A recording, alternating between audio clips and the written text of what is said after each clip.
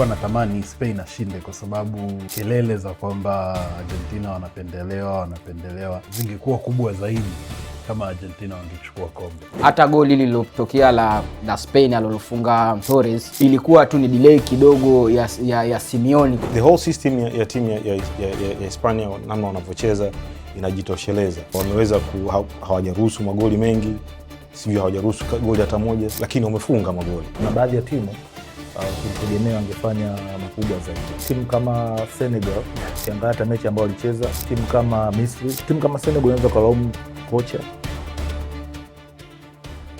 Game time, tuonavyo sisi. Ukiona mtu mzima analia ujue kuna jambo. Hii msimu huu umedhihirika kwenye fainali ya kombe la dunia mara baada ya mchezo wa fainali kutamatika Argentina kupoteza kwa bao 1-0 dhidi ya timu ya taifa ya Hispania. Lionel Messi, wengine wakimuita GOAT, aliweza kudondosha machozi mara baada ya mchezo ule kumalizika. Machozi haya yamekuwa na tafsiri mbalimbali, kila mtu alivyoweza kutafsiri kulingana na Lionel Messi kutomaliza vizuri na timu yake ya taifa ya Argentina. Kombe la dunia limetamatika rasmi hapo siku ya Jumapili mara baada ya timu ya taifa ya Hispania kuibuka na ushindi wa bao 1-0 dhidi ya timu ya taifa ya Argentina. Na hatimaye Hispania wametamatisha ile safari ya siku 39 ya kombe la dunia. Mataifa 48 kutoka katika mabara 7 yamekwenda kuamuliwa na timu ya taifa ya Hispania kuibuka na ubingwa wa kombe la dunia, ikiwa ni kwa mara yao ya pili kutoa kombe la dunia, na wamekwenda kutamatisha safari hiyo. Game time, tuonavyo sisi. Leo kwenye kipindi cha Game Time utakuwa nami Rashid Mfaume, niko na mashabiki nguli kama walivyojitambulisha kwenye kipindi kilichopita. Utakwenda kufahamu yale yote ambayo yamejiri kwenye mchezo wa nusu, kwenye mchezo wa mshindi wa 3 pamoja na mchezo wa fainali ya kombe la dunia mwaka 2026. Mabwana, mambo vipi? Salama kabisa. Ile safari ya kukesha usiku wa manane imetamatika na hatimaye bingwa amepatikana. Kwenye episode iliyopita tunarudisha sasa risiti. Kila mtu aliweza kutoa ubashiri wake. Na mimi fulani ndo anaona nafasi ya kwenda kutoa ubingwa. Nikianza na Skills Sensei, yeye aliipa nafasi timu ya taifa ya Argentina kwa sababu alisema timu ya taifa ya Argentina ina Messi. Lakini mambo yamekuwa tofauti kwa timu ya taifa ya Argentina. Masud, yeye naye aliipa nafasi timu ya taifa ya Hispania. Akasema kwamba, na nukuu, timu ya taifa ya Hispania ina 60% huku timu ya taifa ya Argentina ina 40% ya kutoa kombe la dunia. Ikirudi kwa bwana mkubwa Muruo King, yeye alisema anampenda zaidi Messi, lakini kutokana na mizimu ya soka basi anatamani timu ya taifa ya Hispania iweze kutoa kombe la dunia, na hatimaye ikawa hivyo. Tuanzie hapo kwamba mizimu yako iliona mbali zaidi. Kabla ya game nilitazamia kwamba nilikuwa natamani Spain ashinde kwa sababu kelele za kwamba Argentina wanapendelewa zingekuwa kubwa zaidi kama Argentina wangechukua kombe, lakini sikutazamia kwamba fainali ingekuwa ya upande mmoja kama ilivyokuwa. Na ndio maana hapa off mic tulikuwa tunajadiliana kwamba mimi kwa upande wangu sielewi kwa nini Lionel Messi na Scaloni walikuwa wanalia, kwa sababu the only reason unalia ni kama pale ambapo you almost had it, yani useme kwamba ilibaki kidogo sana nichukue, ilibaki kidogo nipate hii nafasi, lakini hujaipata. Lakini kuanzia dakika ya kwanza mpaka dakika ya 90 Argentina hawakuwa na nafasi kabisa ya kuchukua kombe. Kama ni watu ambao walikuja kupata shot on target dakika za nyongeza, ile extra time, ndio muda pekee ambao walipata shot on target 2 dhidi ya shot on target zaidi ya 10 na za Spain. Nadhani they were totally outnumbered. Walizidiwa kwenye kila aspect. Sehemu pekee ambao tunaweza tukasema Argentina waliwazidi Spain ni sehemu ya kadi za njano. Nadhani hiyo ndo sehemu pekee ambao waliwazidi, kadi za njano na kadi nyekundu. Lakini katika aspect za mchezo, sehemu yote kuanzia dakika ya kwanza mpaka dakika ya 90 za regular time, Spain walidominate mpira. Na hii haitufanyi tudogoshe uwezo wa Lionel Messi na timu ya taifa ya Argentina, lakini wamekutana na watu bora zaidi kuliko wao siku ya mchezo na football ikatokea. Masud, kwenye mchezo wa fainali, miongoni mwa vitu ambavyo ulizungumza kwenye episode iliyopita, ulisema kwamba unauona ule mchezo utakwenda kuamuliwa kwenye hatua ya extra time na wala hautofika kwenye hatua ya matuta, na ndicho ambacho kilichokwenda kutokea. Kwa hiyo mnipigie makofi. Tunakubali. Unakuwa wanyimi. Hicho ndo ambacho kilikwenda kutokea kwenye ule mchezo wa fainali. Tukizungumza kwamba timu ya taifa ya Hispania kama ingekuwa na safu kali ama safu bora ya ushambuliaji, kwa maana wangekuwa na namba 9 hatari, yawezekana ule mchezo usingefika kwenye hatua ya extra time. Tutakuwa sahihi tukizungumza hivi? Hawana safu kali, wana timu kali. Sawa, collectively Spain ni timu bora kuliko timu yoyote duniani. Yeah, na hilo limejidhihirisha kwa sababu kila timu inayoenda kucheza na Spain inajua inaenda kucheza na timu ya aina gani. Kwa hiyo automatically inabidi wawasubiri Spain waje. Kwa hiyo hata timu ikiwa na striking force kali kiasi gani, kwa timu ambayo inacheza na timu ambayo ina sit back, kwa timu ambayo inacheza haramu football kama wanavyocheza Argentina, ni ngumu kupata magoli mengi, lakini they can still hurt you, you know, kama vile walivyofanya Spain. So the whole system ya timu ya Hispania, namna wanavyocheza inajitosheleza. Wameweza hawajaruhusu magoli mengi, sijui hawajaruhusu goli hata moja, lakini wamefunga magoli regardless na timu ngumu wamekutana nazo kiasi gani, lakini wameweza kupata matokeo. Wameruhusu goli moja kwenye the whole tournament. So you can see kama nilivyosema awali, collectively ni timu bora kabisa, na namna their system inawaruhusu kucheza hivyo bila kuwa na mchezaji kama Lewandowski ama Erling Haaland ama Harry Kane ambaye anaweza akasema pale mbele tukahisi kwamba paka mashindano kuisha anaweza akawa na goli 30 kwenye World Cup, you know. So hawategemei hilo, kwa sababu unapokuwa unategemezi ya vitu, ina maana the whole system inakuwa inabadilika. Kwa hiyo namna wanavyocheza, system yao wanayotumia imefanya wafike hapo walipofika na kupata ubingwa wa pili wa dunia. Skills, timu ya taifa ya Hispania, miongoni mwa silaha yao kubwa ambayo wamekuwa wakitumia kwenye michuano hii ya kombe la dunia iliyomalizika ni umiliki mkubwa wa mpira, possession football, na imekuwa silaha ambayo inawaumiza sana wapinzani ambao wanakwenda kukutana nao. Tumeona miongoni mwa michezo ambayo watu wengi walitarajia lakini ikawa sivyo vile ambavyo walitarajia, ni mchezo wa nusu finali dhidi ya Ufaransa. Tuliona Ufaransa jinsi walivyocheza tofauti na vile watu walivyozoea. Kwenye mchezo wa finali vile vile timu ya taifa ya Argentina ilionekana ikipata tabu sana kutafuta mpira. Lionel Scaloni, kwa kile ambacho timu ya taifa ya Hispania walichokuwa nakifanya cha kuhimili sana mpira, kucontrol mchezo, ni kipi ambacho Lionel Scaloni ilibidi akifanye ama abadilishe mbinu yake ambacho kingeweza kuwasaidia kwenye ule mchezo wa finali?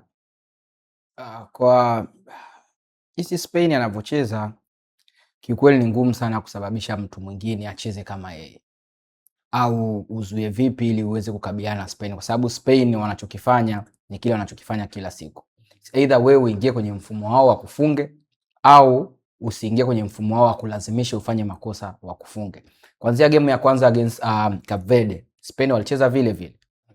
Kuanzia game ya pili mpaka game ya 8 ya kuchukua kombe, Spain walikuwa na falsafa yao ile ile ya kucheza kukana mpira muda mrefu, kuhakikisha mpinzani, maana yake kinachoenda kukupa matokeo ni nini? Ni mpira. So wakikunyima mpira, unless wewe uje na mpira mwingine mcheze mipira miwili wewe ukafunge ili uonekane kwamba umeshinda. Lakini kama mnatumia mpira mmoja, Spain anachofanya ni kunyima ule mpira mmoja ambao wote mnautumia. Anakaa nao muda mrefu. Hiyo zina frustrate baadhi ya mbinu zenu, sio kwa kocha tu, hata kwa execution ya wachezaji ambao wako ndani ya uwanja wanashindwa kukifanya kile ambacho kinatakikana kifanyike, kwa sababu kile unapokimbiza mpira zaidi ndio unapochoka zaidi, na kile unapofika kwenye hatua ya mashimo yenye mpira unafikiri unauchukua mpira haupo, inachosababisha wewe mwenyewe uwe frustrated. Ukiwa frustrated unashindwa kufanya kile ambacho unatakiwa kufanya na unafanya makosa. Hizo ndo tactics za mpira ambazo kuanzia kipindi cha Spain ya 2010 ya bwana De La Bes mpaka sasa hivi ya De La Fuente inakuwa inafanya. Hata ukiangalia jinsi walivyochukua kombe 2010 World Cup, ilikuwa style hiyo hiyo ya kukaa na mpira muda mrefu. Jinsi walivyochukua Euro 2024 ilikuwa ni hivyo hivyo, kwa frustrate wapinzani.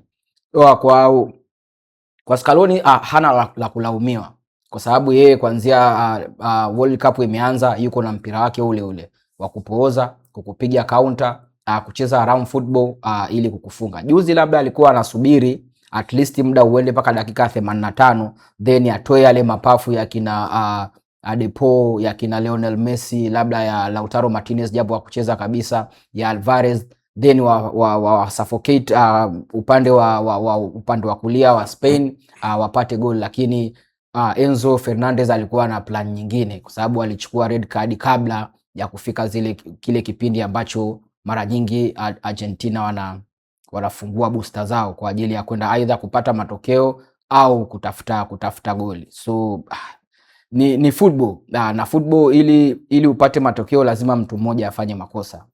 Usipofanya makosa ya kikawaida utalazimishwa kufanya makosa. Hata goli lililotokea la Spain alilofunga Torres ilikuwa tu ni delay kidogo ya Simeone, kwa sababu mpira unaenda kuvuka, alijua mpira labda unatoka, akaanza kucheki socks zake. The moment amecheki socks kurudi, tayari Torres yuko mbele yake, anaenda kufunga goli. Ndio tunasema hizo kwa zile dakika unasema kama mtu amepoteza concentration, maana ilikuwa tu mwanzo tu wa kipindi cha extra time, ndio mpira tu umeanza. So concentration ikiwa chini kwa watu ambao kila sehemu wana watu waliokamilika, lazima wakupanish, ndio kilichokwenda kutokea. So sioni sababu yote ya kumlaumu kocha kama Scaloni, kwa sababu huenda uwezo wake ulikuwa umeishia pale wa kimbinu, lakini pia wachezaji unaweza ukamtupia lawama labda Enzo, kwa sababu alienda kujicommit kwenye faulu ambao ilikuwa haina maana, ilikuwa nusu ya uwanja na yeye tayari ana yellow card. So ni tatizo, na likitokea tatizo basi kwa mtu ambaye ana kila cha kusababisha kukuadhibu anakuadhibu. Miongoni mwa safu ya kiungo ambayo imekuwa bora zaidi ni kiungo cha timu ya taifa ya Hispania ambacho kinaongozwa na Rodri. Bwana Muru, kwa namna ambavyo safu ya kiungo cha Hispania kilivyokuwa kinacheza kikiongozwa na Rodri, yawezekana tukasema ndio nguzo kuu ya mafanikio ya timu ya taifa ya Hispania?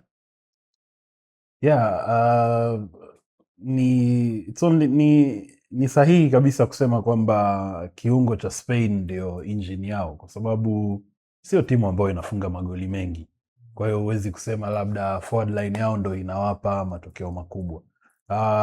Namna ambavyo Rodri anaweza kucontain na namna ambavyo yuko calm, namna ambavyo ametulia, ni nadra sana kukutana na Rodri akiwa ana kadi ya njano au kadi nyekundu. Yani hiyo ni siku ambayo atakuwa very frustrated, na ukifikia level ambayo umemfrustrate Rodri mpaka amepewa kadi nyekundu, ujue umemgusa sehemu pabaya sana. Na kitu pekee ambacho nafikiria wamefanikiwa hii ni timu ambayo imecheza pamoja, yani ni watu ambao wanajuana vizuri sana, mpaka wamefika pale hii mechi ya 8 kwenye kombe la dunia. Ukiangalia wakati kombe la dunia linaanza, Pedri alikuwa anaanza, lakini naona labda De La Fuentes kuna kitu alikiona, akaona sasa huyu ngoja amweke pembeni.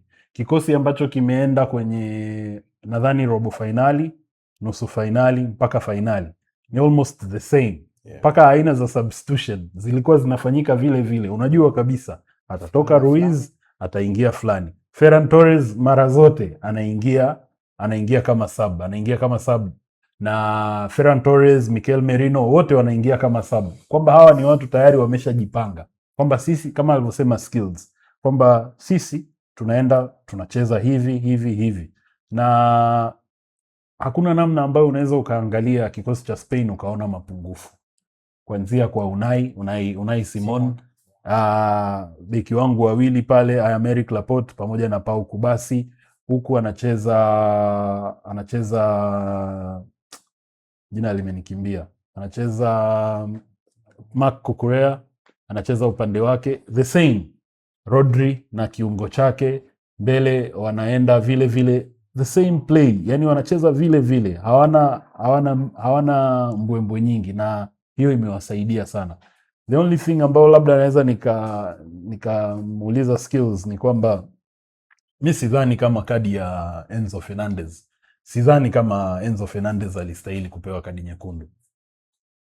The only changamoto pekee ni kwamba tayari Enzo alikuwa na kadi ya njano. Kwa hiyo kwa jinsi ambavyo Kubasi aliruka, hata mimi ningekuwa referee lazima ningeshawishika. Na ndo maana the other time nilisema Spain na Argentina wote wanaenda kukutana. Ni watu ambao kitu chochote kikitokea uwanjani wote wanamzonga muamuzi. Namna ambavyo Pau Kubasi aliruka vile bro, hata ungekuwa wewe ndo referee. Lakini ukirudia hakuna namna pale Enzo angefanya chochote kwa sababu yeye tayari alishaenda. Pau Kubasi alikuja akamgonga kwenye mguu akaruka, sijui tusemeje ile. Tukumbuke kwamba yellow card ya kwanza ya Enzo ilikuwa ni ya descent. Yellow card ambayo kwa finali kama ile lazima kichwa chako kiwe kimepoa ili usichukue yellow card za nyepesi kama zile. Ile ilikuwa ni la kwanza. So tayari alikuwa ana question kwa refa kwamba ni mtu ambaye tayari yuko frustrated. Kwenda kucheza 50 to 50 mpira ambao uko katikati ya uwanja ambao ulikuwa una madhara moja kwa moja kuja kwenu. Sikuona sababu ya kwenda kujicommit.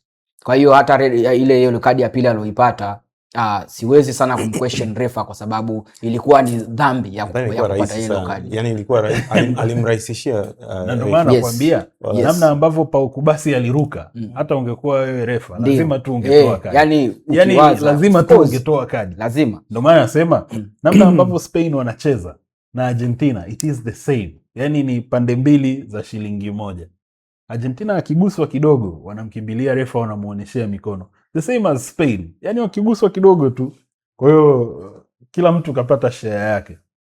Kwa ambacho amekionyesha kocha Luis de la Fuente, itoshe kusema yeye ni mwalimu wa walimu, kwa sababu tumeona mechi zake kadhaa amekutana na wanafunzi wake, ikiwemo mchezo wa finali. Lionel Scaloni ni miongoni mwa watu ambao yeye amewafundisha. Hii itoshe kusema De La Fuente ni mwalimu wa walimu, master wa mbinu kwenye kombe hili la dunia mwaka 2026. Masudi. Ujue nadhani kwa wengi watu wengi sana walikuwa hawamfahamu De La Fuente kwa sababu hakuwa ni kocha yule wa ambaye anafahamika sana, labda kafundisha sijui Athletic Bilbao ama amelifundisha Athletic kwa muda mfupi, alikuwa sacked. Labda akafundisha Barcelona, akafundisha Real Madrid, like kocha ambaye anafahamika sana, na alipita kwenye baadhi ya vilabu lakini hakufanikiwa sana. Ameanza kufanikiwa alivyochukua timu ambayo ilikuwa ni under 19 ya Spain, wakina Unai Simon, kina Mikel Oyarzabal, kina Cucurella, wote hao walikuwepo. So pale ndo alianza kufahamika, na lakini still watu especially mashabiki wa Spain ama Waspanyola wenyewe hawakuwa wanaamini sana yeye kupewa timu ya taifa, kwa sababu walikuwa wanahisi hana uwezo huo, lakini ni mkufunzi mzuri na ameweza kuonyesha hilo. Kitu ambacho ameweza kukipreserve De La Fuente. Unajua kwamba tangia mwaka 2020 alikuwa na Spain kule Tokyo, under 21 Olympic ilikuwa Tokyo kule. Yani kile kikosi ambacho kilikutana cha Spain ambacho kilikutana na Argentina, Argentina wakashinda. Walikutana na Argentina wakashinda. Kulikuwa kuna kati ya wachezaji 11 ambao walicheza kwenye ile finali. Ile ilikuwa nusu finali kwa sababu Brazil walienda kuchukua ubingwa. Wachezaji 11 ambao walicheza kwenye kile kikosi, ni wachezaji watatu tu ambao hawapo kwenye kombe la dunia mwaka huu. Lakini wachezaji 8 wapo. Anafanya kazi na watu wake. Wakati Argentina katika kile kikosi kuna wachezaji watatu tu. Macalista, Thiago Almada na Medina ndo hapo. So ameweza, kwa sababu timu kama Hispania they have a system wao ndo wanaoiabudu, yani hakuna ni wachezaji wote wanaocheza timu ya Hispania ni kitu wanakijua kabisa kwamba tukitoka hapa tunaenda hapa, tukitoka hapa. Tangia wana miaka 7 miaka 8 huwezi kucompete na watu wa namna hiyo, huwezi, yani ni ngumu, wanajuana vilivyo. So imagine ile timu ya Under 21 tangia 2020 afu inakuja mpaka 2026. So sasa hivi we can say kwamba wanaweza wakaenda kudominate tena. Tuna Euro 2028 kwenye Euro 2028. Chochote kitu. Yeah. So japokuwa Spain wana namna ya uchezaji wao, lakini unahitaji mwalimu ambayo pia ameivaa hiyo philosophy. Ukimpeleka pale Gareth Southgate anaweza asipate 120% kutoka kwa kina Rodri.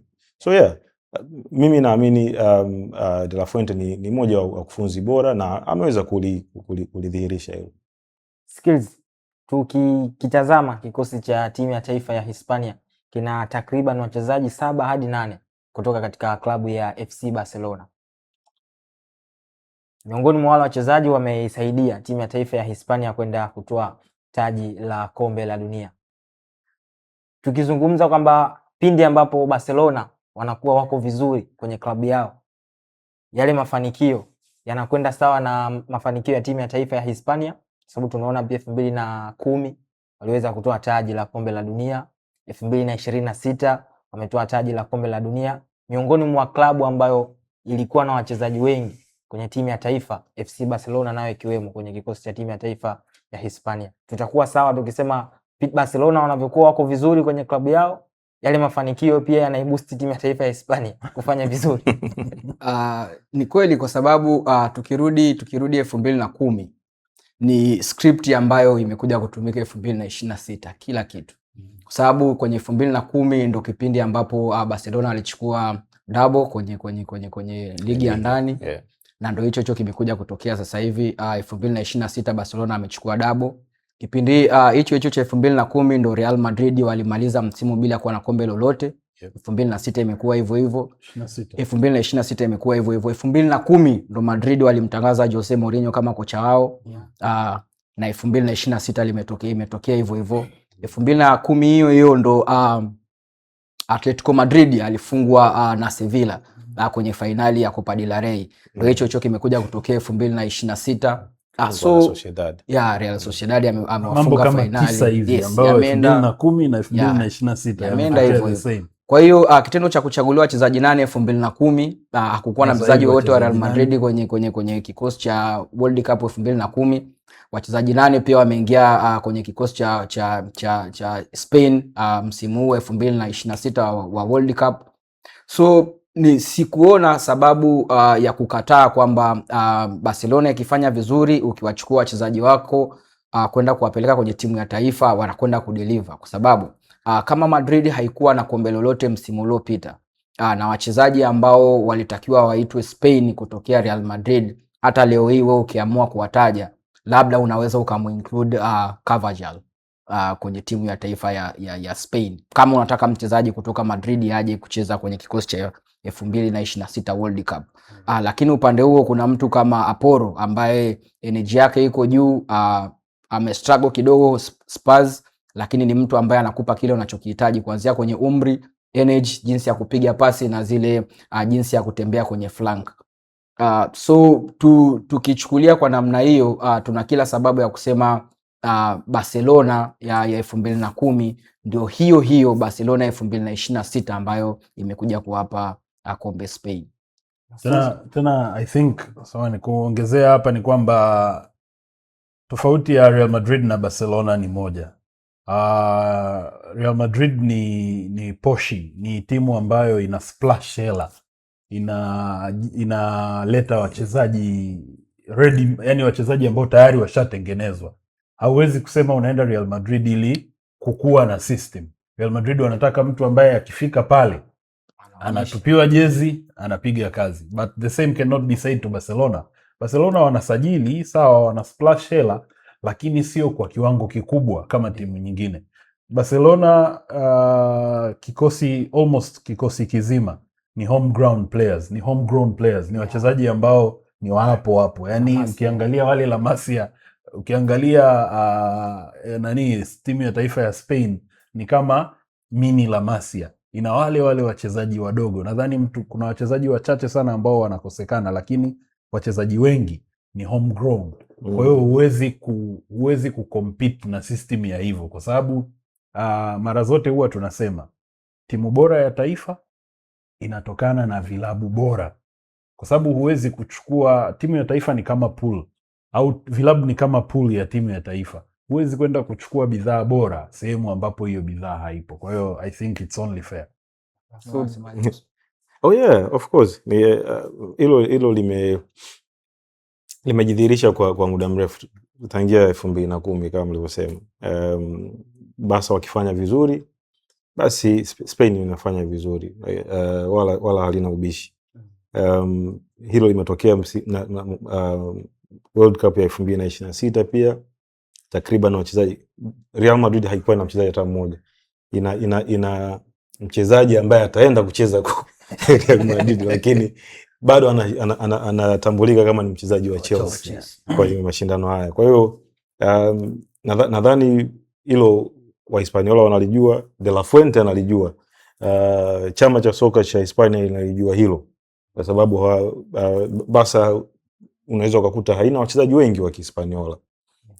Inakuwaga na wale core tu, labda captain, goalkeeper, ndo wachezaji ambao wanahitaji wa Hispaniola. Haijalishi kama katoka Castilla, Real Madrid B, ama katoka team nyingine. So yeah, kwa hizo nini uko unasema ni kama vile Spain pia walikuwa wameandikiwa kuchukua ubingwa hii kama of course, yani ni kama kwa sababu kuna vitu vingi hivi, na kwa sababu kwa sababu pia nini ile 2010 wali game ya kwanza hawakupata hata goli moja. The same. Alafu group stages the same. Group stages the same.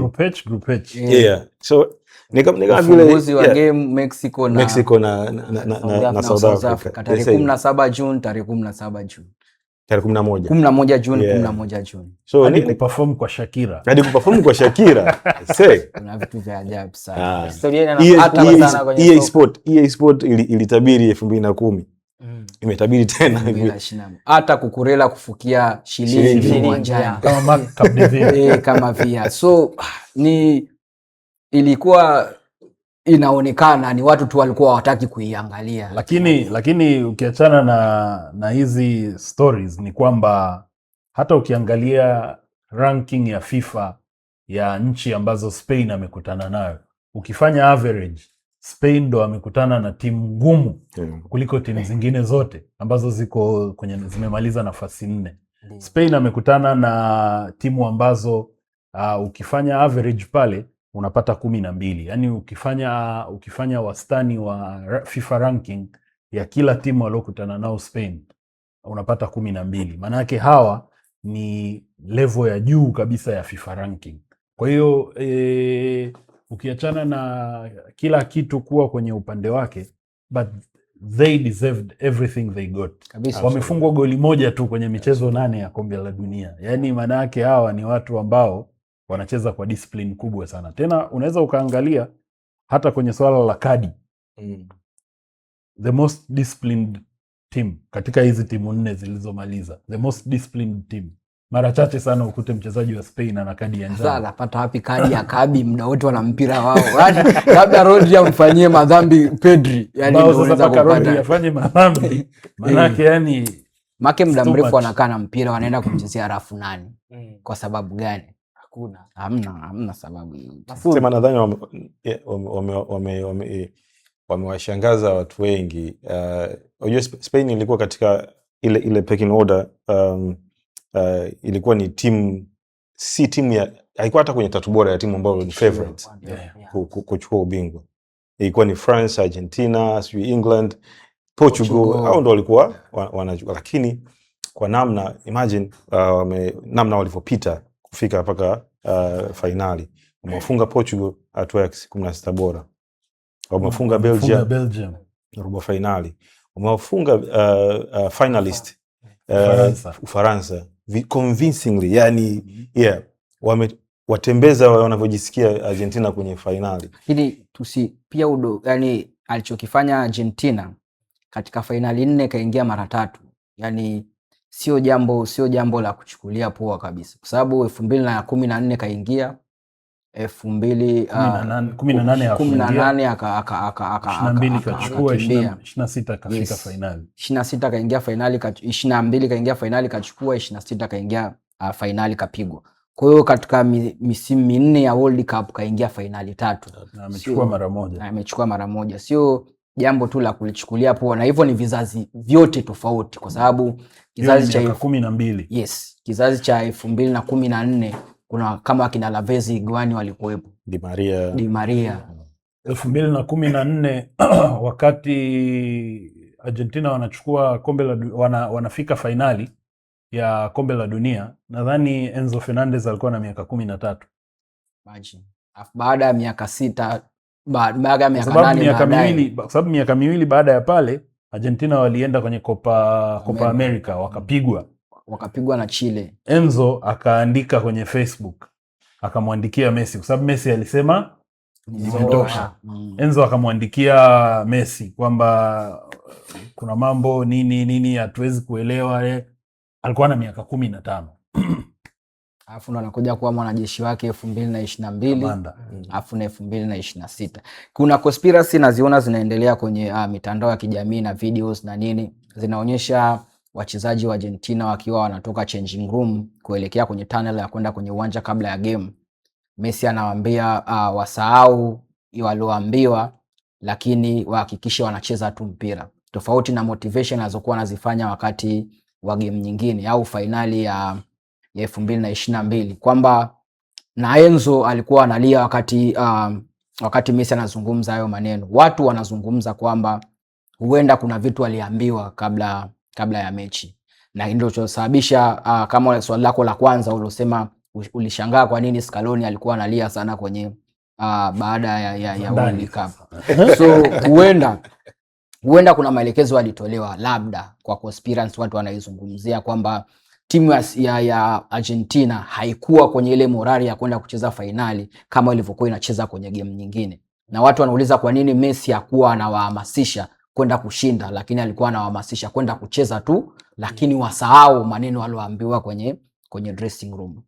Who knows, labda kuna siku moja kuna mtu ataongea chochote. So pia tusidogoshe uwezo wa Spain kwenda kumfunga Argentina. Bro, ile hayo ni mimi na wewe. Tunaweza tukarudi tena kwenye conversation, lakini that was total domination. Yani mimi leaving aside conspiracy, the only reason Messi, Scaloni kuona kwamba machozi mengi kiasi kile ni labda almost, yani ilibaki kidogo sana, unajua ile margin, kwamba ni game of margin, kwamba 51-49 ball possession, labda ball recovery, sijui aerial duels, kila kitu muwe mmepishana. Unaona kama sio wewe mimi, lakini I am totally sure wale watu wangeenda hata dakika 150 bado matokeo yangebaki vile vile. Ndio nasema, yani statement yangu ya mwisho ilisema tusidogoshe uwezo wa Spain kumfunga Argentina. Kubali. Yep. Asud, kwa kumalizia, kwa uwezo ambao kiwango ambacho wamekionyesha timu ya taifa ya Argentina, kwa sababu kumekuwa kuna maneno mengi watu wakizungumzia kiwango ambacho wamekionyesha timu ya taifa ya Argentina, wapo baadhi wakizungumza kile ndicho kiwango chao cha timu ya taifa ya Argentina, wakidai kwamba hatua za mwanzoni walikuwa wanakutana na timu kutokea AFCON. Kwa upande wako hiyo ni kweli? Kwa upande wako wewe unalizungumziaje? Kile ndicho kiwango ambacho ndio kiwango chao, lakini walikuwa wanakutana na timu dhaifu ndio maana walikuwa wanasonga hatua za mbele, ama Spain alikuwa bora kwenye maeneo yote ya mchezo? Hapana. Kwanza kuanzia huko mwanzo, waliweza kama nilivyoongea kwenye kipindi kilichopita, walikuwa na uwezo wa kutoka katika zile nyakati ngumu. Yeah, sasa ni timu bora tu ambayo inaweza ikafanya hivyo, wala sio kwa fluke, na imefanya si chini ya mara mbili, yani ni zaidi ya mara mbili imefanya hivyo. Kwa hiyo hata timu ambazo zilikuwa nacheza nazo wakati ule wakati kwenye safari yao ya kwenda finali, ni timu ambazo zilikuwa zinawaogopa na walikuwa wanacheza sana wao. Kwa hata ukiangalia game, kwa mfano game na Egypt, asilimia 80 Egypt wamekaa kwao, wamewafunga goli 2 zote ni kwa counter attack, almost ingekuwa goli 3 zote za counter attack, lakini asilimia 80 ya game Egypt wamekuwa kwenye half yao. Kwa hiyo hata hizo za AFCON pia Argentina walikuwa bora, sio kwamba wamepita kwa fluke, lakini kwa finali wamekutana na timu bora zaidi yao by far, mbali sana. Kwa hiyo huwezi ukazungumzia swala la wameshut down wakina Depo, kina Messi, kina Alvarez, lakini wanashindwa kuweka comparison hiyo ya kina Dembele, kina Mbappe, kina nani, wote walikuwa shut down kwa namna hiyo. Spain iko mbali sana, yani sasa ndio wanasema walipopita wamefanya hivyo na Portugal, wamefanya hivyo na Belgium, wamefanya na France. Yani ile ni kama vile mtoto anavukishwa barabara, walichokifanya na France. Wamefanya the same na Argentina katika finali. Hakuna kilichobadilika. Kwa hiyo Argentina ni timu nzuri, mpaka kabla ya finali nadhani walikuwa wanaongoza kama kwenye rankings za FIFA kama timu bora duniani. Wamekaa kwa mwezi mmoja. Yes, lakini walikuwa hawajakutana na Spain. Kwa hiyo walikutana na Spain, ni dubwasha jingine kabisa. Wamefundishwa. Alafu timu inaopendelewa haifungi magoli mengi vile. Argentina wamefunga yani mpaka kufika finali Argentina ndio walikuwa wanaongoza kwa idadi ya magoli ya kufunga. Hata shot on target walikuwa. Kwa hiyo yani timu inaopendelewa haiwezi. Na anyway, tutarefusha mjadala, lakini they got what they deserved. Wamekutana na timu bora. Kwa kiwango ambacho wamekionyesha timu ya taifa ya Hispania, wote kwa pamoja, kila mtu atanipa mtazamo wake, ndio timu bora kwa sasa duniani. Namuru, kwa FIFA rankings za leo, timu namba 1 kwa ubora duniani ni Spain, na timu ambayo imenifurahisha zaidi ni timu ya taifa ya Norway. Norway wamepanda kwa alama 12 kutoka alama za 30, kutoka namba 30 na kitu hivi mpaka kufikia I think namba 19. Kwa hiyo mimi ni muumini mkubwa sana wa FIFA ranking, na naamini kwamba for the next 1 year, sijui kama De La Fuentes ataendelea kuwa kocha wa Spain hadi Euro 2028, lakini for the next 1 year Spain ataendelea kuwa timu bora duniani. Oh yeah. Kevedo yuko nafasi ngapi sasa hivi? I'm not sure, lakini nitapitia, lakini lazima watapanda. Atakuwa mpanda. Sisi Tanzania tumepigwa mpaka na Kazakhstan. Lakini that's a story for another day. Bwana, huo ndio uchambuzi wa mchezo wa fainali ya kombe la dunia mwaka 2026 kati ya timu ya taifa ya Hispania dhidi ya timu ya taifa ya Argentina. Timu ya taifa ya Hispania imeibuka na ubingwa wa kombe la dunia, ikiwa ni kwa mara ya pili kwenye historia yao ya kombe la dunia. Historia ina nafasi kubwa sana kwenye mchezo wa soka. Tumeona hadi timu ya taifa ya Hispania inakwenda kuchukua kombe hili la dunia mwaka 2026. Ni historia nyingi ambazo zimeweza kujirudia kwenye mwaka wa 2010 ambao walichukua kombe la dunia la mwaka 2010. Tukimaliza hapo kwenye mchezo wa finali, twende tukauangazie mchezo wa tafuta mshindi wa 3 kwenye kombe la dunia la mwaka 2026. Miongoni mwa michezo ambayo umezalisha magoli mengi ni mchezo wa kutafuta mshindi wa 3 kati ya timu ya taifa ya Ufaransa dhidi ya timu ya taifa ya Uingereza.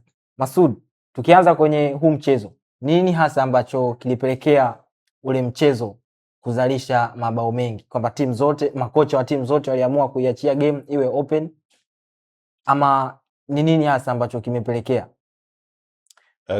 Kwenye episode niliyopita nilisema inawezekana hii ni bonanza. Hii game ni bonanza. Wenyewe wameita bronze final. For the first time nimesikia hiyo maneno. It's just because those players au wachezaji takriban 25 kutoka vikosi vyote viwili ni professionals. apart from that tungekuwa tunaona yale mambo tunaonaga kwenye timu za madaraja ya chini ya Amerika Kusini, ya watu wanasimama, mtu anaenda na mpira anafunga au Asia huko Myanmar, sijui kuna vitu vya ajabu ajabu vinatokea vya kupanga matokeo. So I guess kila mmoja ama kila upande wa hizo timu mbili, England na France, walikuwa na matarajio yao, walikuwa wana plan zao za kufika finali na probably kuchukua ubingwa. Lakini haijawa hivyo. Kwa hiyo walienda kukamilisha ratiba, let's go there and have fun, and they had fun.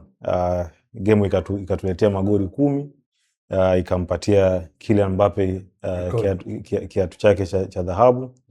Imeisha, lakini sidhani kama ni game ambayo walikuwa wanaitaka. Yani sidhani kama kuna mchezaji alikuwa ana hamu na hiyo game. Lakini kwa sababu ndo it's rules zinavyotaka, na wao ni weledi, kwa hiyo wakatoka. It was entertaining kwa kweli, kwa sababu magoli yalikuwa mengi, lakini ilikuwa inaonyesha kabisa ni kama pre-season games, you know. So yeah, hakuna ambaye kati yao walikuwa naitaka, na wametupa fahari ya macho kwa kiasi fulani, lakini haikuwa game ambayo kila mmoja alikuwa anaitazamia nadhani. Ninja, tukitazama mchezo huu, kocha wa timu ya taifa ya Ufaransa Didier Deschamps, tutakuwa sahihi tukisema kwamba alidharau mchezo, hasa kipindi cha kwanza. Tunaona timu ya taifa ya Ufaransa kipindi cha kwanza waliruhusu magoli 4 bila ya wao kupata goli hata moja, lakini kipindi cha pili tunaona mabadiliko kadhaa aliweza kuyafanya, ule mchezo ukapelekea kubadilika. Tukiangalia kwenye kipindi cha kwanza, Didier Deschamps ni kama aliudharau ule mchezo, haukuuchukulia userious mkubwa. Makocha wote hawakuchukulia serious ule mchezo, kwa sababu hata Thomas Tuchel kwenye press alisema kwamba anaamini hata kila kocha hataki kuucheza ule mchezo, lakini kwa sababu ya sheria na ni professional lazima waucheze. Ndio maana ukiangalia hata vikosi ndio ambavyo Uingereza walianza tofauti wanavyoanzaga na midfielder zao zile Anderson pamoja na Jude, ambao muda wote wanakuwa wanafanya kazi uwanjani, lakini wakaanza na Morgan Rogers katikati, Eberechi Eze na Declan Rice kama Ronald DM pale, imradi kwamba timu iflow tu. The same pamoja na France, lakini Deschamps ni kama alipata surprise, hakutegemea kama Uingereza wangeweza kufunguka namna ile, wakapata goli 4 kipindi cha kwanza. Kwa hiyo baadaye akaja kuona kwamba hii flow inawezekana pia ikaja kipindi cha pili kama ya kwanza bila kubadilisha baadhi ya wachezaji. Ikawa tafrija. Ikawa dhahama kwao. Kwa hiyo kipindi cha pili alikuja akabadilisha tactics, akabadilisha baadhi ya wachezaji kama Theo Hernandez ambaye alivuja sana pia, akaongeza na kiungo mwingine, lakini bado goli ziliendelea, ingawa na wao pia walipata goli kadhaa. Ni kama ambavyo walisema Masudi hapa, ni kwamba ni kama ilikuwa mechi ya kumtafutia kiatu Kylian Mbappe, kwa sababu makocha ni kama waliambia wachezaji waende wakaflow, wakacheze, have fun, isitokee injuries.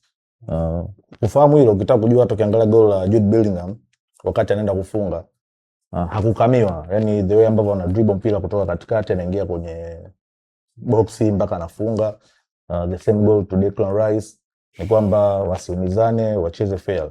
Na kingine kwamba Ufaransa ni yao ilikuwa ni kucheza finali. Kwa hiyo kwenda pale ni kama walifeli, kwa hiyo wakaamua tu kucheza kama ambavyo sheria zinataka mcheze, yakatokea kutokea. Muru, Mr. World Cup, Kylian Mbappe. Yeah. Ni mchezo wa mshindi wa 3, amefunga mabao 2 ambayo yamemwezesha yeye kutoa kiatu cha dhahabu cha ufungaji bora kwenye kombe la dunia. Kwa ambacho anachokifanya Kylian Mbappe, matoleo 2 mfululizo ya kombe la dunia, anaibuka kuwa mfungaji bora wa kombe la dunia. Ni Mbappe anaweza kwenda kuweka rekodi. Hadi hivi sasa ndio mfungaji ambaye anaongoza kwa magoli mengi kwenye michuano hii ya kombe la dunia kwenye historia kwa ujumla. Sahihi. Kwa ambacho anachokifanya Kylian Mbappe, hii itoshe kusema kwamba Mbappe ndio mfungaji bora na hatari hivi sasa kwenye kombe la dunia na hata kidunia kwa ujumla, kwa sababu tunaona kwenye msimu huu wa mwaka 2025 26 La Liga ametoa kiatu cha ufungaji bora, UEFA vile vile amefanya hivyo hivyo, na hata kwenye kombe la dunia amefanya hivyo hivyo. Yeah, ni sahihi, na kitu kizuri nadhani skills huwa anapenda kusema ni kwamba Mbappe akisema mwenyewe hivyo ana evidence za kubackup story yake. Huwezi ukawa mfungaji bora kwenye UEFA, mfungaji bora kwenye La Liga, alafu ukawa mfungaji bora kwenye kombe la dunia, alafu sisi tukae tuseme wewe sio mfungaji hatari, kwa sababu ameshindana na Harry Kane ambaye ni mfungaji bora nadhani kwenye Bundesliga, ameshindana na Lionel Messi ambaye tunajua uwezo wake wa kufunga magoli, ameshindana na Cristiano Ronaldo ambaye tunajua kabisa when it comes to swala la kutafuta magoli, Cristiano Ronaldo yuko juu pale, hakuna mtu anaweza akakataa hilo. Lakini tofauti ya tena nadhani kwa bahati mbaya ni kwamba Roberto Lewandowski hajakuwepo kwenye edition hii ya kombe la dunia, kwa sababu hao ni watu ambao wao wanajua kufunga tu, na nilikuwa naona kwenye mitandao watu wanalalamika kwamba Mbappe hasaidii roles za ulinzi. Wanasema katika msimu uliopita Mbappe ndo mchezaji pekee ambaye amekuwa yani amezidiwa na coefficient ya ulinzi paka na magolkipa yani kwa hiyo watu wengi wanatazamia kwamba Mbappe afunge goli afu akimbie kwenye kushambuliwa, akimbie tena nyuma aende akakabe. Kwa hiyo you got to give him kwamba one of the greatest goal scorers of all time kwa wakati huu. Mbappe ni mchezaji hatari sana, haswa inapokuja kwenye zoezi la ufungaji. Na Mbappe anapowazidi watu wengi au wafungaji wengine wengi ni kwamba Mbappe yeye hasubiri nafasi zitengenezwe alafu akamalizie. Mbappe anaweza akatengeneza goli lake mwenyewe. Mbappe anaweza akatengeneza goli lake mwenyewe na akaenda kufunga. Tofauti na wachezaji wengine ambao wao wanacheza kama kuna role ya lone striker, kwamba yeye kazi yake ni kusubiri tu, anakaa pale. Tena nadhani msimu huu wa Premier League Erling Haaland amebadilika, kwa sababu zamani Haaland alikuwa anasubiri aletewe mali afunge, lakini nadhani desperate times zinahitaji desperate measures, na Haaland pia amebadilika. Nilisahau kumweka Haaland kwenye kinyang'anyiro. Lakini Mungu akitubariki edition ijayo ya kombe la dunia, sijui kama Harry Kane atakuwepo katika edition, kwa sababu umri wake umeshaenda, lakini ikitokea, kwa sababu naamini kwa umri alionao Mbappe kuna uwezekano edition ijayo ya Euro 2028 pamoja na 2030 World Cup Mbappe atakuwepo. Haaland atakuwepo. Kuna uwezekano hizi rekodi, mtu ambaye namuogopa sana pia ni Haaland. Haaland ameshiriki kombe la dunia mara moja tu, lakini yuko pale kwenye idadi ya waliofunga magoli ya kutosha. Kwa hiyo edition ijayo tutakuwa na tafrija na karamu ya magoli. Masud, kwenye mchezo huu wa kutafuta mshindi wa tatu, tumeona miongoni mwa wachezaji walikuwa kwenye kinyang'anyiro cha kuwania ufungaji bora, Harry Kane naye alikuwemo. Thomas Tuchel alikuwa na haja ya kumwanzisha Harry Kane, kumpa nafasi kucheza kwenye ule mchezo ili aweze kupata kinyang'anyiro cha ufungaji bora, kwa sababu walishapoteza kwenye finali, walikuwa hawana tena kingine cha kupoteza. Kama nilivyosema awali hapo, haikuwa game ya ulazima, kwa sababu kati ya Harry Kane na Kylian Mbappe, probably Kylian Mbappe ndo alikuwa yuko clear kwenye kuwa mfungaji bora, lakini hata yeye hakuanza. Kwa uliona Didier Deschamps kwamba hakuona sio lazima sana. Probably game ingekuwa paka half time ingekuwa vice versa, like France wanaongoza goli 4, labda hata Kylian Mbappe asingecheza. You know, so lakini ilikuwa tofauti. England mpaka half time wanaongoza goli 4, akaona muingize Kylian Mbappe, probably atakuwa na njaa ya kutaka kuondoa hiyo aibu ya kufunga goli nyingi. Anaweza akasababisha wakapata magoli, na ndivyo ilivyotokea. Lakini si game ambayo ilikuwa either Tuchel au Deschamps ambao wote walikuwa wameshaiona ni game ambayo hailikuwa haina light. Kama ingetokea pale Infantino anasema kwamba kwa mamlaka yangu hii game inaweza isiwepo, mnasemaje? wote wangekuwa Wangepanda ndege haraka sana. na kurudi makwao. So yeah, haikuwa na umuhimu sana.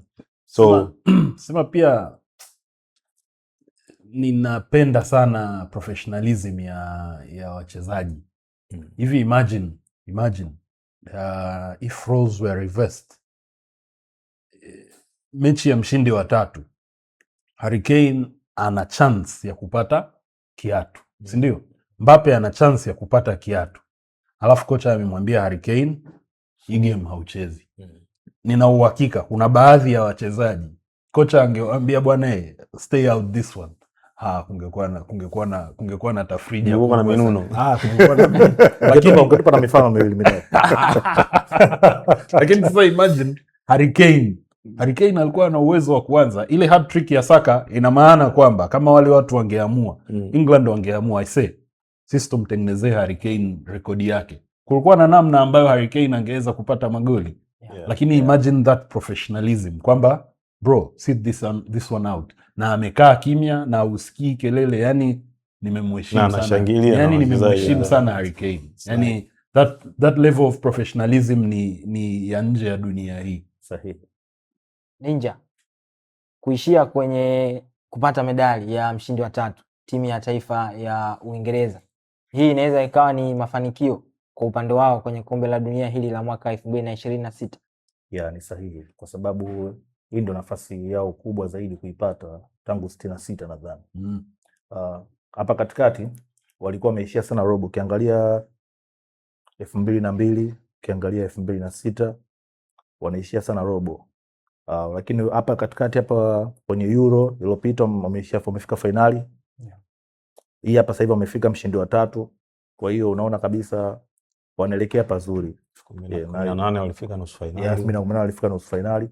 Kwa hiyo wamesha beat ile wanasemaga ule mkosi wa kuishia robo finali. Lakini sasa hivi tunaona kabisa kwamba wanaelekea pazuri. Kwa hiyo hii ni nafasi yao bora zaidi walioipata. Mswahili, timu ya taifa ya Ufaransa, tumeona mara baada ya ule mchezo kumalizika, kuna taarifa zilitoka kwamba Didier Deschamps inawezekana ndio ikawa mwisho wa safari yake wa kuiongoza timu ya taifa ya Ufaransa. Ameshaaga kabisa. Ameshaaga. Tunaweza tukasema Didier Deschamps amefanikiwa ndani ya kikosi cha timu ya taifa ya Ufaransa kwa mafanikio ambayo aliyowapatia timu ya taifa ya Ufaransa kuanzia alipokabidhiwa kikosi cha timu ya taifa ya Ufaransa hadi alipokuja kuishia kwenye kombe la dunia la mwaka 2026. Nadhani yupo pale kati ya makocha bora kabisa wa timu ya taifa ya Ufaransa. Yuko hapo juu. Amefika finali 2. Amechukua 1. Almost ya 3. Tangia amepewa timu. So amefanya vizuri sana tu. Kwa sababu kwenye CV yake sasa hivi yeye ni kati ya wale manguli kama kina Franz Beckenbauer ambao wamechukua ubingwa wa dunia wakiwa kama wachezaji tena ma captain, lakini pia na kocha. Kwa hiyo sasa hivi yuko kwenye hiyo bracket ya hao, huwezi kumtoa sasa hivi Didier kwenye hiyo conversation. So yeah, amefanikiwa. On to the next one. Zinedine Zidane ndo anapewa timu. Wanasema Septemba mosi anaanza zoezi. Mzee mwenye aura zake nini. Hopefully naye ataenda kureplicate alichokifanya 98. Na kufika finali tena 2006. Kwa hiyo nategemea kuona maybe Ufaransa mpya chini ya Zidane. Lakini kwa upande wa Didier amefanya kazi kubwa sana. Amefanya vizuri sana kati ya kipindi ya tenya yake akiwa na Le Bleu. Miongoni mwa lugha ambazo watu wengi wamekuwa wakizitumia kumhusu Kylian Mbappe, japokuwa sio lugha rasmi, kwamba Kylian Mbappe hana kismati. Ana mafanikio yeye binafsi ya kama hivyo tunaona amechukua ufungaji bora kwenye msimu, karibia kwenye michuano mingi aliyoshiriki. Lakini ukija kwenye mafanikio ya kitimu kama yanamkataa Kylian Mbappe. Kuhusiana na hilo bwana Mruo. Mi kwanza sikubaliani na hiyo hoja, yaani sikubaliani nayo kwa sababu Sir Alex Ferguson alisema wafungaji watakupa Watashinda mechi. wafungaji watashinda mechi, lakini mabeki watakupa ubingwa au vikombe. Yeah. Ni sahihi kabisa. What else do we expect Kylian Mbappe afanye? Kylian Mbappe anafunga magoli. Kwa hiyo ni kazi sasa ya defense kukamilisha moja ya mbili ya statement ya Sir Alex Ferguson, kwamba mfungaji wetu tayari ameshatupa magoli, si ndio? Tayari ameshatushindia mechi. Sasa ni kazi ya mabeki kutuhakikishia kwamba tunafanyaje, tunashinda vikombe. 2018 Kylian Mbappe amekuwa mfungaji bora na amechukua kombe la dunia. Hatuwezi kuiweka hiyo pembeni, yaani katika mafanikio ya Mbappe hiyo hatuwezi kuweka pembeni. 2022 amekuwa mfungaji bora na wamefika fainali. Ilikuwa sasa ni kazi ya mabeki na kipa wa Ufaransa kuhakikisha kwamba Mbappe tayari kashatufungia magoli mangapi? 3 kwenye fainali. Kwa hiyo ilikuwa ni kazi ya mabeki pamoja na kipa wa Ufaransa kuhakikisha kwamba hizi 3 hazifanyaje, hazibadilishwi zikawa labda 4-4 au kwenye penati, kwa sababu labda tutegemee kwamba baada ya Mbappe kufunga yale magoli 3 zile penati 5 pia angezifunga zote mwenyewe. Lakini 2026 the same, Mbappe anaongoza kwa kufunga. Kwa hiyo ilikuwa ni kazi ya Ufaransa. Alafu kitu kingine kibaya zaidi ni kwamba kwa timu kubwa kama Ufaransa kufungwa goli 6 kabla, yani mtu yoyote akitaka kukuambia matokeo atakwambia Ufaransa wamefungwa 6 na Uingereza. Alafu ukiuliza ndo atakwambia 6-4. Ufaransa hii imewahi kucheza na Spain akashinda magoli 5-4. Kwa kocha yoyote yule ambaye anafuatilia au yuko serious hawezi kukubali timu yake ifungwe goli nyingi kiasi hiko. Kwa hiyo ni kibarua kikubwa sana kwa Zinedine Zidane kuhakikisha kwamba timu isitegemee tu magoli ya Mbappe, lakini hiki kipande cha kiungo kurudi kwenye mabeki wanavuja sana, and it's not a good thing kwa football powerhouse kama France. Lakini ukizungumzia kwenye hilo, tumeona kwenye mchezo wa nusu fainali Ufaransa dhidi ya Spain, Mbappe alishindwa kuisaidia timu yake kwa kuifungia bao. Yawezekana bao ambalo yeye angelifunga ingeisaidia timu yake kuivusha kwenda kwenye fainali. Waswahili wanasema sio kila siku ni Jumapili. Mbappe huyu ameibeba Ufaransa kutokea mechi ya kwanza, ya pili, ya 3, ya 4. Mechi ya nusu fainali ni almost mechi ya 6 katika michuano. Mechi ya mshindi wa 3 ni ya 7 na labda mechi ya fainali ni mechi ya 8. Kwa timu ambayo Mbappe amefunga magoli, nadhani uwezo wake ulifikia pale, lakini usisahau hii ni Spain tunaizungumzia. Spain sio timu ya kawaida. Ni timu ambayo imefungwa goli 1 tu katika mechi 8. Kwa hiyo sio timu ya kusema kwamba ni rahisi mtu kuifunga kirahisi namna hiyo. Kwa hiyo I think Mbappe amefanya ambayo yanatakikana, mambo ambayo Erling Haaland naye amefanya, lakini hawezi kuibeba timu zaidi ya hapo. I think Angeshindwa kuwafunga Saudia sana. Lakini Spain ambao wamecheza na Argentina dakika 120, Argentina wana shots 2 on target.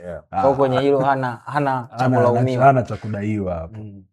Kombe la dunia la mwaka 2026 limeweza kutamatishwa hivyo, japokuwa kulikuwa kuna mambo mbalimbali, ikiwemo ni kwa mara ya kwanza kombe la dunia kuchezwa kwenye mataifa 3 tofauti, ikiwemo taifa kama Mexico, Canada pamoja na Marekani.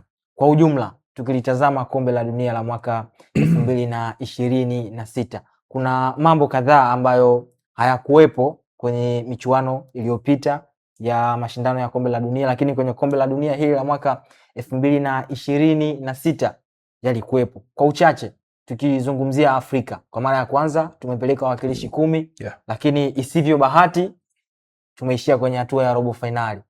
Morocco alipeperusha bendera ya Afrika, wakaishia kwenye hatua ya robo finali. Ninja, kwa ujumla, kwa kutazama performance za timu kutokea katika bara la Afrika ambazo zimeshiriki kwenye kombe la dunia, umetazama vipi kwa washiriki hawa ambao wameliwakilisha bara la Afrika? Walikwenda kushindana ama walikwenda kushiriki tunakurudi? Timu za Afrika zilienda kushindana, lakini kitu ambacho disappoint sana ni expectations. Yani kuna baadhi ya timu tulitegemea wangefanya makubwa zaidi. Timu kama Senegal, ukiangalia hata mechi ambayo walicheza, timu kama Misri, tulitegemea performance ambazo zilikuwa zaidi, kwa sababu waliongoza kwa muda mrefu lakini wakaja kufanywa comeback. Timu kama Senegal unaweza kulaumu kocha, lakini kuna baadhi ya timu ambazo hatuwezi kulaumu. Timu kama Cape Verde ambao matumaini yetu si kwao, yalikuwa chini zaidi, lakini wakaja wakafanya wonders.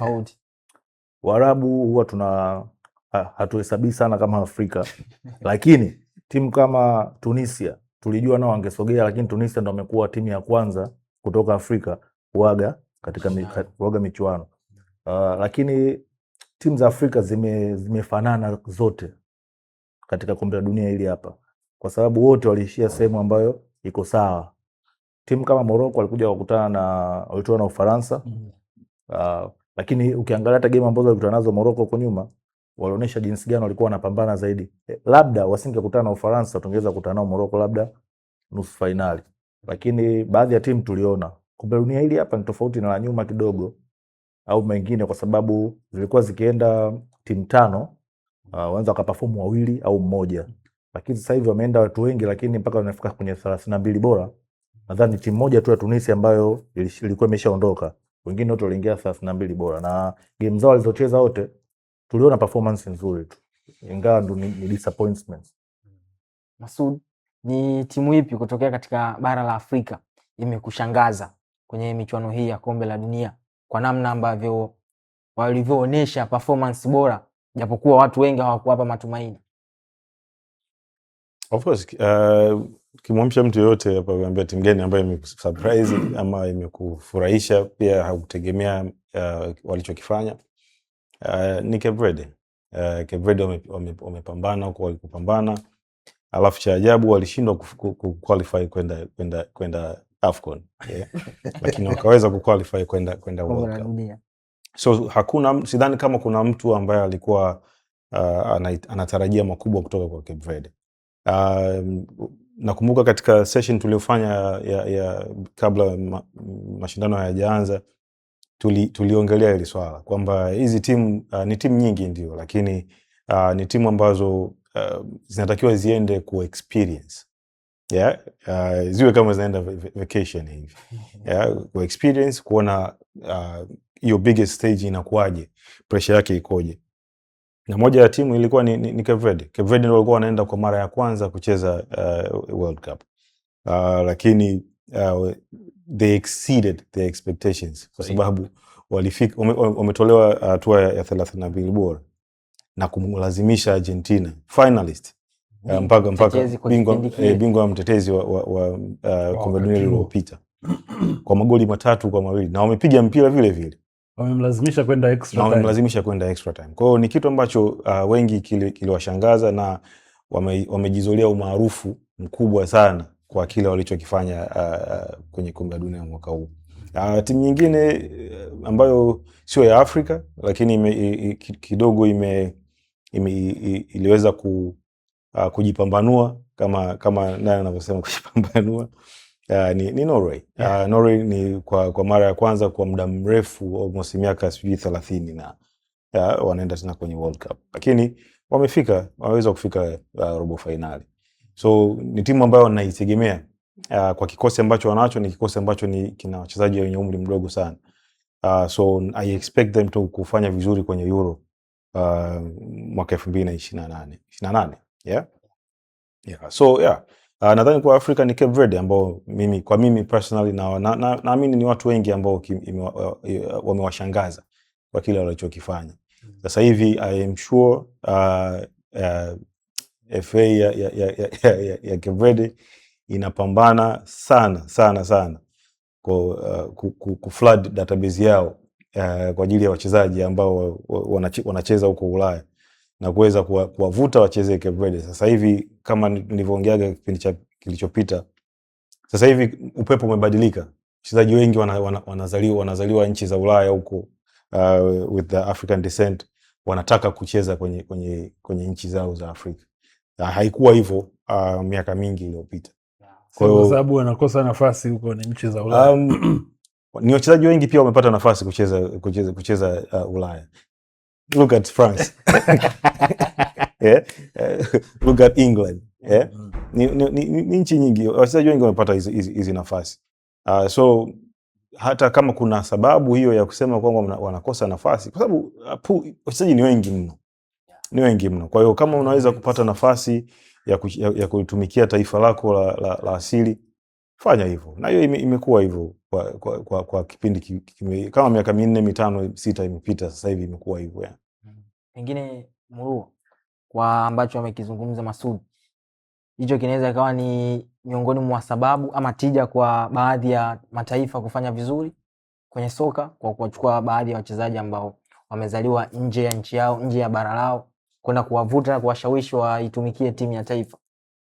Yeah, mbinu ambayo inatumika na inaleta mafanikio ndo mbinu bora. Inawezekana isiwe 100%, lakini ndo mbinu inayotumika. Kwa mfano timu ya taifa ya Morocco, ni wachezaji katika timu ya taifa ya Morocco, katika kile kikosi kilichoanza mechi almost zote, ni wachezaji 2 au 1 ambao wanacheza ligi ya Morocco. Halafu hii takwimu inaenda mbele, inakuwa inapendeza zaidi kwamba katika wale wachezaji ni almost wachezaji wote wamezaliwa nje ya Morocco. Huo mfano namba 1. Lakini mfano namba 2, timu ya taifa ya Curaçao ambao ni the first time wameshiriki kombe la dunia, ni mchezaji mmoja tu, nadhani anaitwa Chong, ambaye ndo amezaliwa Curaçao. Wale wachezaji wengine wote wamezaliwa Uholanzi. Kwa hiyo hii ni mbinu ambayo sasa hivi inatumika, kwamba groom the best player ambaye ni mchezaji wako, ana asili kutoka unakotokea. Kwa mfano Aaron Wan-Bissaka, mimi naweza nikasema Aaron Wan-Bissaka amekuwa Mkongo mwaka jana mwezi wa 8. Na look what he has done for Congo.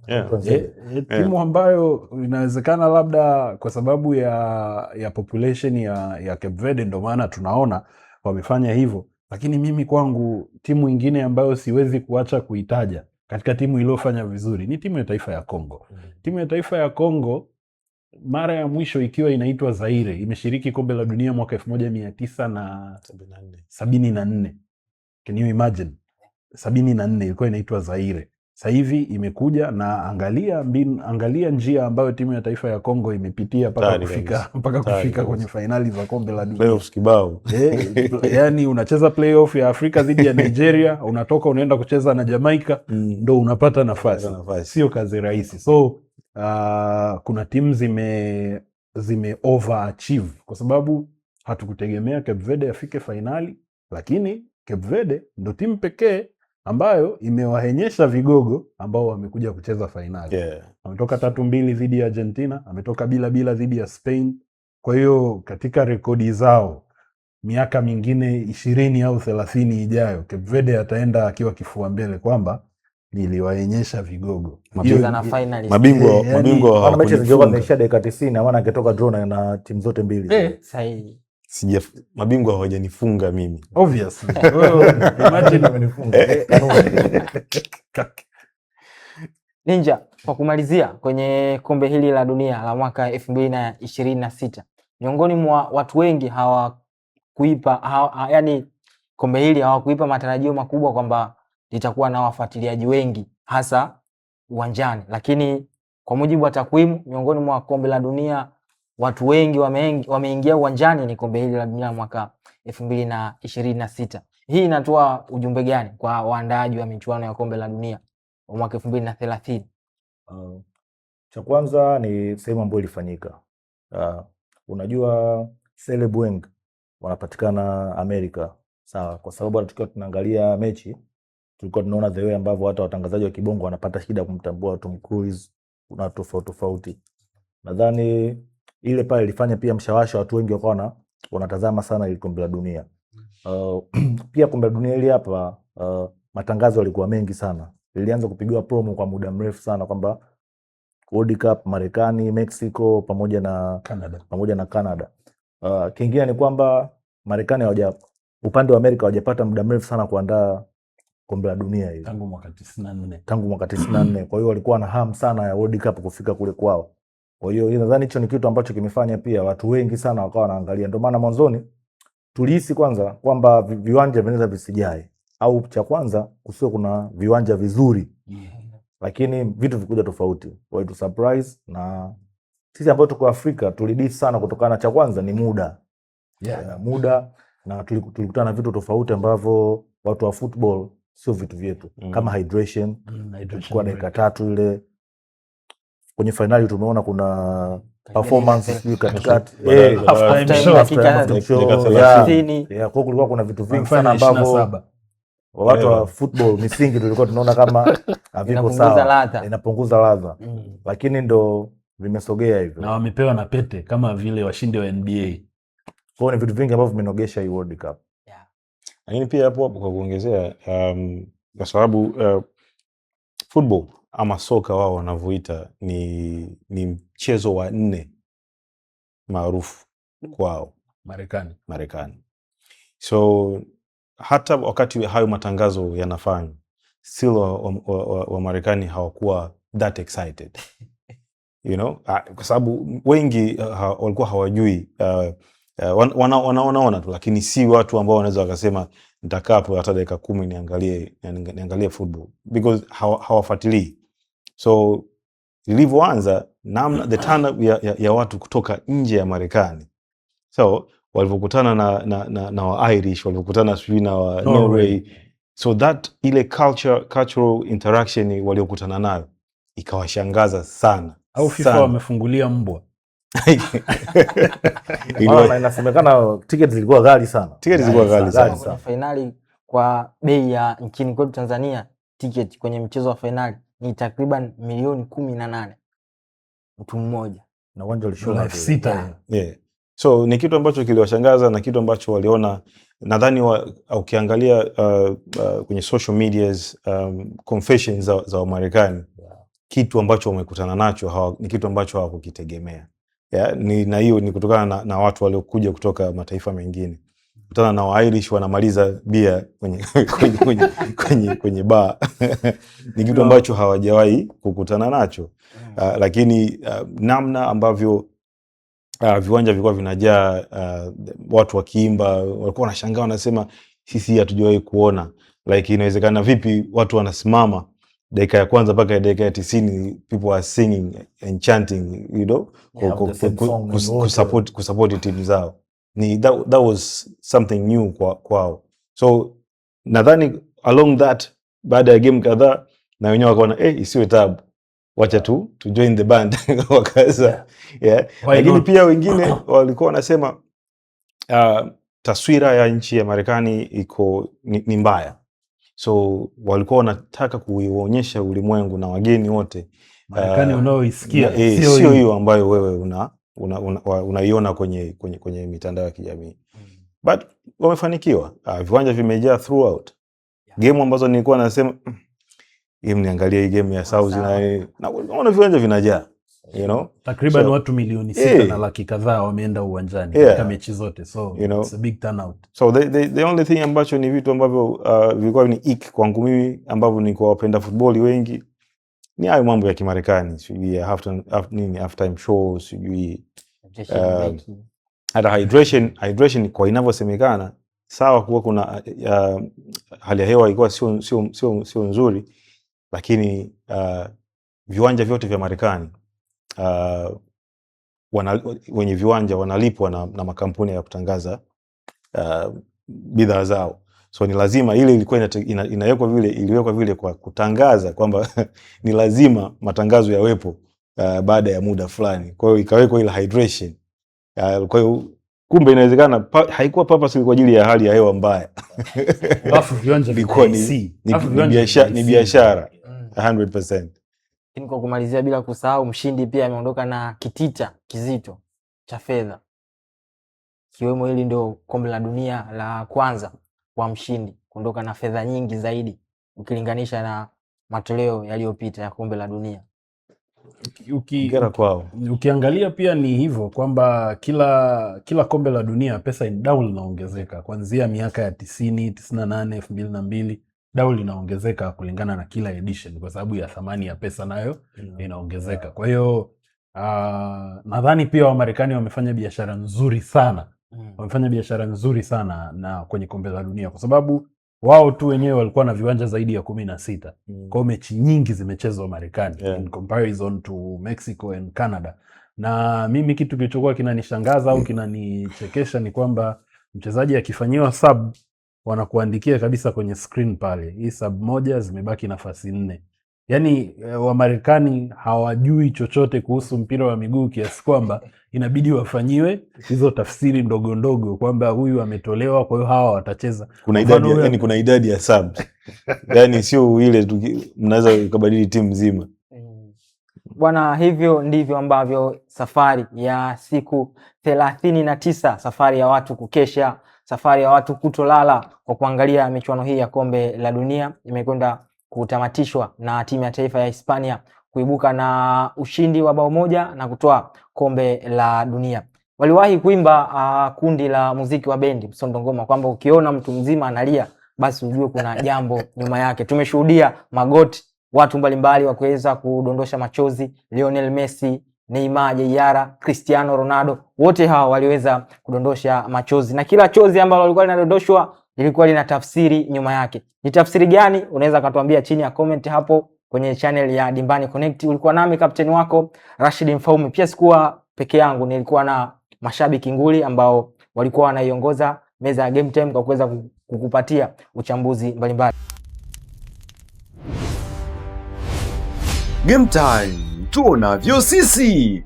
Tukianza na Masud, unapatikana vipi kwenye mitandao ya kijamii? Twitter ama X, I'm Masud Junior. Instagram, I'm _Masud Junior. Ninja? Kwenye mtandao wa Twitter maarufu X, Ninja_Damur, na Instagram Ninja Damur. Kwenye mtandao wa X, zamani Twitter, napatikana kwa jina la @MoroKing, lakini kwenye mtandao wa Instagram napatikana kwa jina la @MoroKing_. Hivyo ndivyo tunavyotamatisha meza ya Game Time, Dimbani Connect, tuonavyo sisi. Chao.